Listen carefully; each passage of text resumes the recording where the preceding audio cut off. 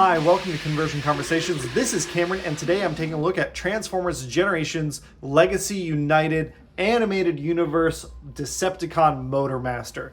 We've got Motormaster here. He is a repaint with a new head of the Voyager Optimus Prime we got a little while ago in brand new colors, looking very Decepticon-y. And I'll say appearance-wise, I think he looks pretty good, even if he's a little paint shy in this mode. We've got an axe. It's the same axe as before.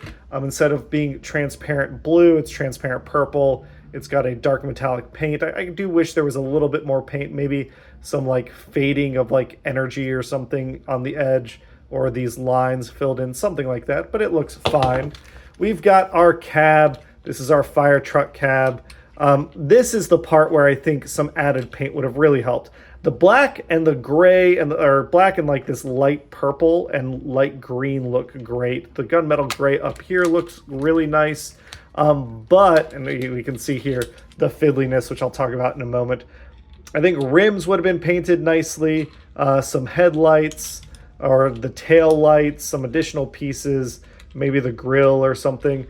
He rolls okay, but he just could have, I think, been punched up a little more. And maybe I am spoiled, because when I am comparing Motormaster to Toxitron here, there is so much more paint on this side. And I've talked about this before. It's all the same complaints I have as with the Optimus Prime mold. I like the fact that this is more angled, that deeper chest. That looks more futuristic and neat. I don't like this front fender piece on this side, but on this side, like the top doesn't want to stay connected. I kind of got to like squeeze things into place and hope they hold. The front doesn't want to stay in its pegs.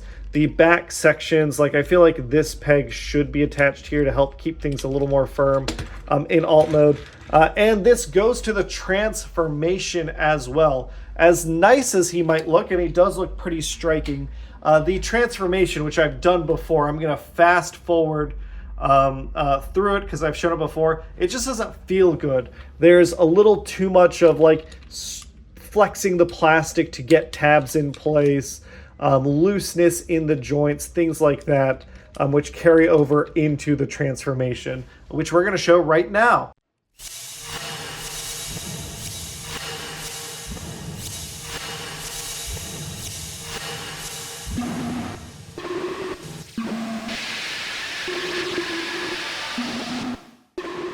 And we do have an even more visually striking figure in robot mode. Again, the green on black looks fantastic. That combined with the deep purple looks really, really great. We have what I think is an awesome animated head mold.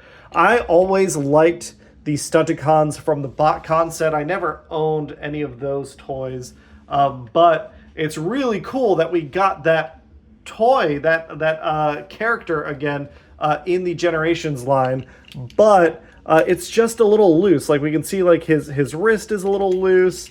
The knees, if I keep it up, the knees a little loose.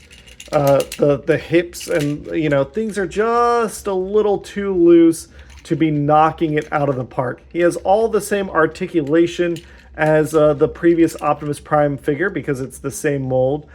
Just suffers from the same looseness. I don't think it's any worse. I don't think this is mold degradation. It just feels like the original mold's tolerances weren't dialed in as tightly as they need to be.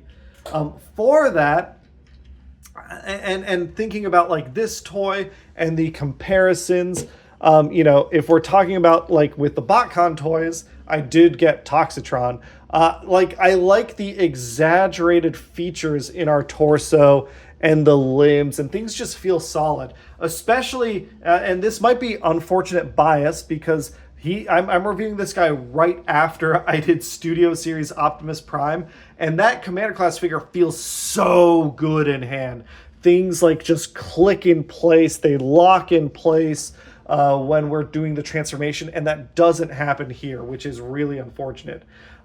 I would say normally if this was Optimus Prime, I don't think it's worth the $35 that a Voyager goes with. But because this is a Motormaster from the essentially a repaint that was an originally a BotCon exclusive figure. If you want to try and get this version of that Motormaster character, the BotCon version, that's going to cost you like $100+. So I'd say if you're looking for Motormaster and you see him on the shelf for $35, as at the Voyager price point, go ahead and pick him up. It's a good toy that suffers from unfortunate maybe quality control, maybe there's a design flaw in the way they do tolerances, but these things, the universal joints and stuff can be tightened. The wrist even could be tightened. It is a good toy. It just, the execution here prevents it from being an incredibly great toy. But it's still very solid. I mean, Optimus Prime is never really bad per se. But that is a look at Motormaster, and I was torn on this guy if I'd be doing a giveaway.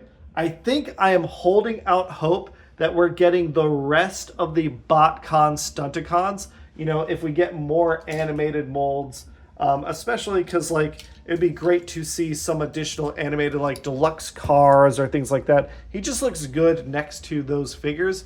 Getting animated reimagined in Generations will be really, really exciting. So I'm hoping if I wait a year or maybe 2 years, then we're going to get a whole set and I'll have 5, and maybe that can be an Extra Life giveaway that year. As it is, I am giving away some Stunticons in my Extra Life. If you haven't already checked it out, you can do so now down in the link below. Can I get my stand high enough? If you want a chance to win this Motormaster and all his Stunticons, you can do so by going down to the Extra Life link, clicking on my Extra Life page, donating as little as $10, saying you're entering the Transformers raffle. You follow the instructions, and you'll be entered to win this guy, along with the Studio Series Optimus Prime that I talked about, Ultra Magnus, all sorts of great prizes that you can go donate to. And the money that you donate goes directly to Cincinnati Children's Hospital. They're a great children's hospital, #1 in America. They do excellent work. They serve millions of people every year, millions of children who need help with all sorts of health issues. I want to support them, and I have been for each year.